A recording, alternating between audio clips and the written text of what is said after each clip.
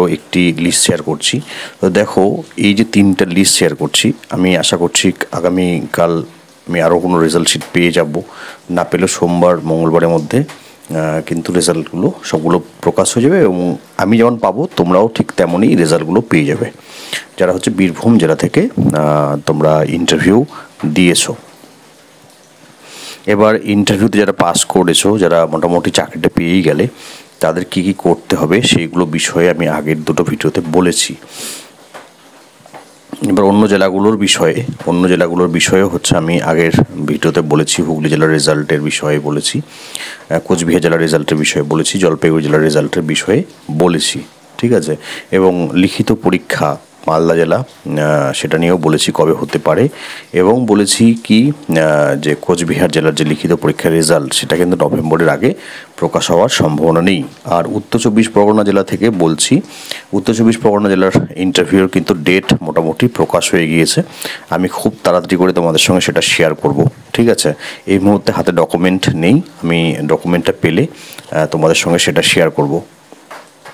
পুজোর আগে ইন্টারভিউ হচ্ছে না উত্তর 24 পরগনা, এটুকু কনফার্ম হয়ে গেছে। তবে ইন্টারভিউয়ের ডেট প্রকাশ হয়ে গিয়েছে, ঠিক আছে। তোমরা খুব তাড়াতাড়ি করে তোমাদের কল লেটার পাবে, অথবা তোমাদের কল লেটারটা তোমাদের ওয়েবসাইট থেকে ডাউনলোড করতে হবে। সেটা বিষয়ে যখন আমি পেয়ে যাব সঠিক ইনফরমেশন, আমি তোমাদের সঙ্গে সেটা শেয়ার করে দিব। তাই যারা এখনও পর্যন্ত বিভিন্ন জেলা থেকে রেজাল্টের অপেক্ষা করছো, চ্যানেলটিকে সাবস্ক্রাইব করে রাখো।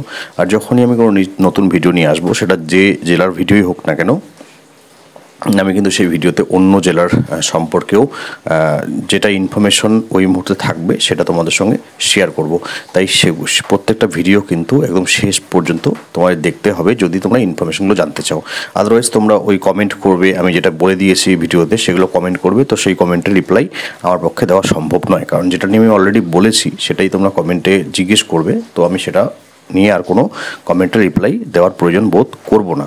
তোমরা যদি ভিডিওটা দেখতে না পারো তাহলে আমিও কমেন্টের রিপ্লাই দেওয়ার প্রয়োজন বোধ করব না। আচ্ছা, এই মুহূর্তে তোমাদের সঙ্গে আমি শেয়ার করছি মোডারাই 2 এর রেজাল্ট, ঠিক আছে। মোডারাই 2 এর রেজাল্ট শেয়ার করছি।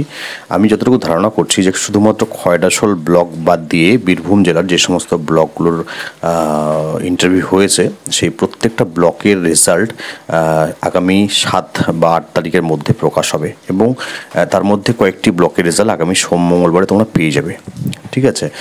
আগামী সোম-মঙ্গলবারে তোমরা কয়েকটি ব্লকের রেজাল্ট পাবে। এবার এই যে রেজাল্টগুলো কিন্তু ওয়েবসাইটে পাবে না, এগুলো হচ্ছে সিডিপি অফিসে টাঙানো হবে। তোমরা গিয়ে সেখানেও গিয়ে দেখতে পারো।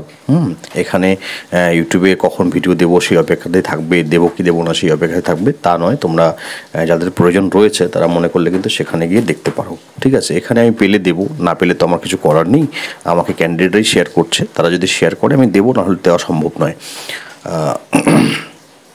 তো এবার তোমাদের সঙ্গে মোরারি 2 থেকে যারা মোরারি 1 থেকে যারা পেলো তাদের লিস্টটা শেয়ার করছি, এবং তারপরে যদি আরও লিস্ট কোনো পেয়ে যাই আজকে রাতে, সেটা আজকে আর শেয়ার করবো না, সেটা আগামীকাল পরশু শেয়ার করে দেবো।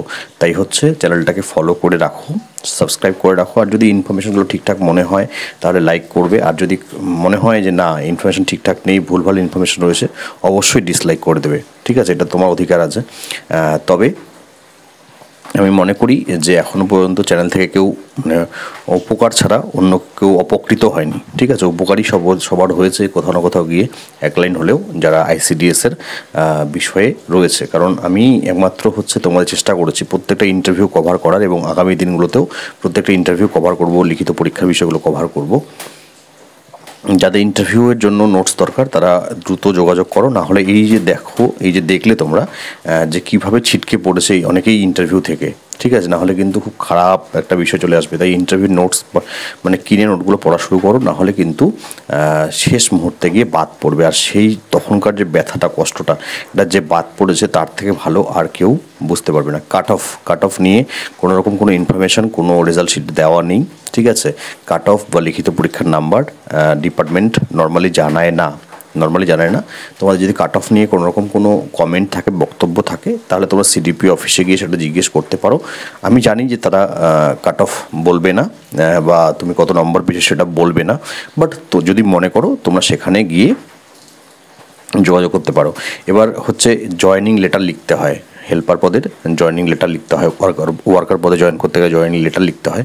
তো সেই জয়েনিং লেটারটা কীভাবে লিখতে হবে সেটারও ভিডিও আমার চ্যানেলে রয়েছে, আমি এই ভিডিওর ডেসক্রিপশনে সেটার লিঙ্ক দিয়ে দিয়েছি, সেই ভিডিওটা একবার দেখে নেবে যে কীভাবে জয়েনিং লেটার লিখতে হয় ওয়ার্কার পদে বা হেল্পার পদে।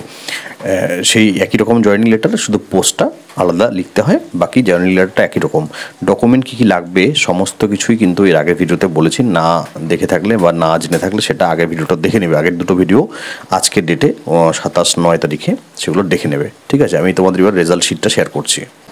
এই হলো লিস্ট, যেটা বলা হয়েছে list of selected candidates for the recruitment to the post of anganwadi worker at Murarai 1 ICDS project, ঠিক আছে।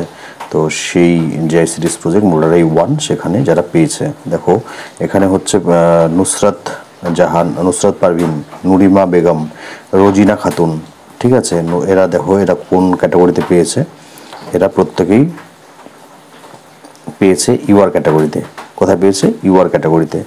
এই যে দেখো এখানে একটা জিনিস দেখার বিষয় রয়েছে, নুরিমা বেগম ওবিসি এ হওয়া সত্ত্বেও সে কিন্তু ইউআর ক্যাটাগরিতে পেয়েছে। কেন?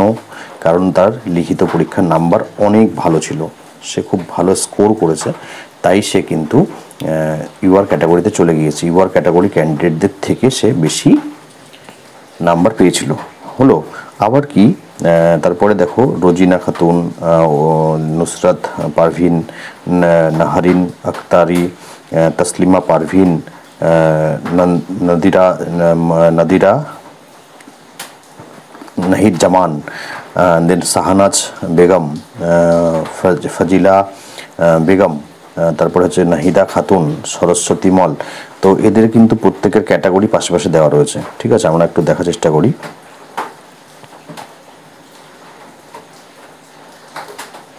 দেখো এরা কেউ জেনারেল, কেউ ওবিসি এ, কিন্তু পেয়েছে সবাই ইউআর ভ্যাকেন্সিতে। এরা দেখো কেউ ওবিসি এ, আবার কেউ হচ্ছে কি জেনারেল, কিন্তু পেয়েছে সকলে জেনারেল ক্যাটাগরিতে পেয়ে গিয়েছে। কারণ কি, যারা ওবিসি এ জেনারেলে পেয়েছে তাদের লিখিত পরীক্ষার নাম্বারটা ভালো। তারপরে সরস্বতী মল এসসি, সে এসসিতেই পেয়েছে। হচ্ছে সরস্বতী মলের পরে রয়েছে অমিতা সিংহু, তারপরে মামনি সাহা, জুলি কোনাই, দেবস্মিতা হালদার, যমুনা মাল, সাইমা বেগম, রুনা লাইলা। এরা কিন্তু ক্যাটাগরি দেওয়া রয়েছে, কে কোন ক্যাটাগরিতে পাস করেছে সবটাই দেওয়া রয়েছে, ঠিক আছে। এই দেখো আমি তোমাদের দেখানোর চেষ্টা করছি একসাথে। তো এই হলো লিস্ট, যারা মুরারাই 1 এ যারা পেয়েছে।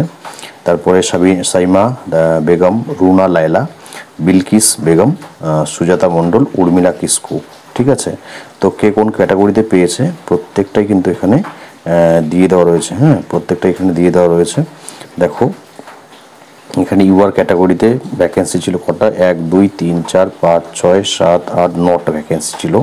তারপরে এসসি ক্যাটাগরিতে ভ্যাকেন্সি ছিল 1 2 3 4 5 6টা ভ্যাকেন্সি ছিল এসসি ক্যাটাগরিতে। ওবিসি এ ক্যাটাগরিতে 2টো ভ্যাকেন্সি ছিল, যেখানে পেয়েছে সাইমা বেগম এবং রোনা লাইলা। ওবিসি বি ক্যাটাগরিতে 2টো ভ্যাকেন্সি ছিল, যেখানে বিলকিস বেগম এবং সুজাতা মণ্ডল, এবং উর্মিলা কিস্কু সে এসটি ক্যাটাগরিতে ছিল, সেই এসটি ক্যাটাগরিতে পেয়েছে, ঠিক আছে। আমি আবারও বলছি, এই যে তোমরা পেলে ওয়ার্কার পোস্টে, তোমরা কিন্তু যখন তোমাদের পোস্টিংটা দেবে সিডিপিও সাহেব বা ম্যাডাম, তখন কিন্তু তোমরা বাড়ির কাছে বলবে যে স্যার বাড়ির কাছে যদি ভ্যাকেন্সি থাকে আমার বাড়ির পাশে, তাহলে সেখানে দিলে ভালো হয়, ঠিক আছে। এটা কিন্তু বলবে। তোমরা যারা অন্য ব্লকের রেজাল্টের জন্য অপেক্ষা করছো, যারা মুরারাই 2 রয়েছো বা ময়ূরেশ্বর রয়েছো বা খয়রাশোল রয়েছো, সিউড়ি 1 রয়েছো, তোমরা কিন্তু দ্রুত তোমাদের রেজাল্টগুলো পেয়ে যাবে। খয়রাশোলটা হয়তো একটু দেরি হবে, তাই সেখানে কেস হয়েছে। আর রামপুরহাট সাব ডিভিশনের বাকি যে সমস্ত ব্লকগুলো রয়েছে সেগুলোর রেজাল্টও দ্রুত প্রকাশ হবে, ঠিক আছে। এবং হুগলিতে বীরভূম জেলাতে নতুন করে আবার ICDS এর রিক্রুটমেন্ট হবে, তো সেটার জন্য এখন থেকে পড়াশোনা করতে হবে। যারা যেখানে নিয়োগ হয়নি অথবা নতুন করে শূন্যপদ তৈরি হয়েছে, কারণ হচ্ছে কি এটা 2019 সালে, এটা 2019 সালের নিয়োগ, 2019 সালের নিয়োগ। তো গত 5-6 বছরে আরও কিন্তু অনেক ভ্যাকেন্সি তৈরি হয়েছে। তো আবারও হচ্ছে দ্রুত বীরভূম জেলাতে নিয়োগ হবে, সেটা যদি 2024 সালে না হয় 2025 সালে কিন্তু নিয়োগ হবে একদম প্রথমের দিকে। তাই যদি নোটস প্রয়োজন হয়, পড়াশোনা যদি ভালো করে করতে চাও, তাহলে অবশ্যই যোগাযোগ করবে আমার হোয়াটসঅ্যাপ নাম্বারে। আমার হোয়াটসঅ্যাপ নাম্বার বিভিন্ন ভিডিওতে দেওয়া রয়েছে, আশা করি তোমরা প্রত্যেকেই জানো। দেখো, রেজাল্টটা তোমরা মনে করলে স্ক্রিনশট নিয়ে রাখতে পারো যারা পেলে, ঠিক আছে। আর তোমাদের এরপরে তোমাদের কল লেটার, অ্যাপয়েন্টমেন্ট লেটার আসবে, তোমাদের সিডিপি অফিসে গিয়ে জয়েনিং হবে এবং সেখানে কিন্তু কী কী ডকুমেন্টস নিয়ে যেতে হবে সেটা আমি আগের ভিডিওতে বলেছি। যারা পেলে প্রত্যেককে শুভেচ্ছা, যারা পেলে না তারা পরবর্তীতে যে সমস্ত পরীক্ষাগুলো হবে সেই সমস্ত পরীক্ষাগুলোর জন্য এখন থেকে প্রিপারেশন শুরু করো।